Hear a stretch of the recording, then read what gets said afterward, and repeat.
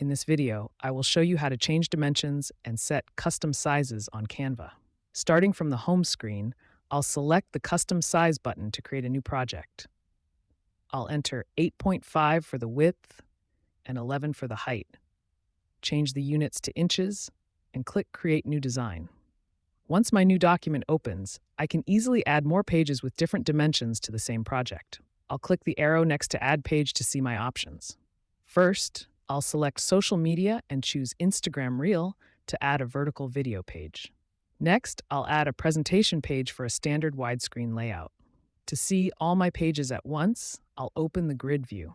From here, I can continue adding different sizes by clicking the arrow on the Add Page button. I'll add a landscape email header and then an Instagram story.